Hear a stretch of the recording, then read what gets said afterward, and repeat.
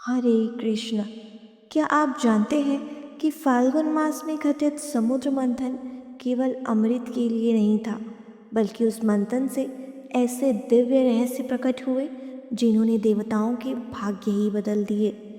फाल्गुन मास के इस पावन वेला में आपका स्वागत है, इस दिव्य पौराणिक कथा यात्रा में, जहां हम भगवान शिव से जुड़ी समुद्र मंथन की उस रहस्यमयी गाथा का श्रवण कर रहे हैं, जिसमें एक एक कर देव कार्यों की सिद्धि होती चली जाती है।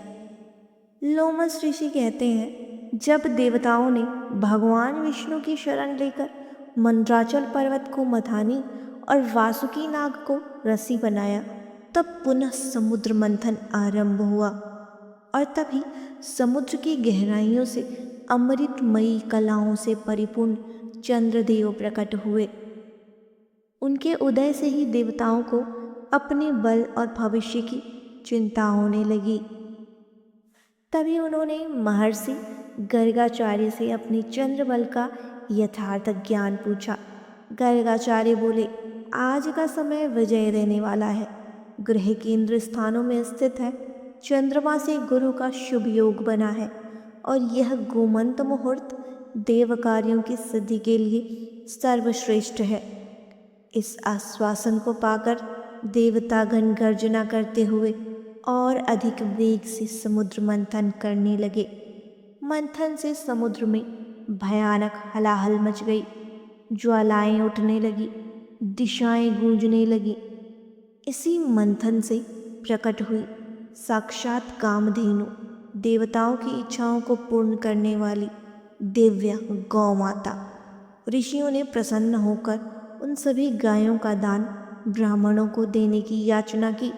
भगवान शंकर की प्रसन्नता के लिए देवताओं और दैत्यों ने वह दान स्वीकार किया और फिर समुद्र मंथन ने एक एक कर कल्पवृक्ष, परिजात, उच्चैःश्रवा अश्व और ऐरावत हाथी जैसे अद्भुत रत्नों को प्रकट किया।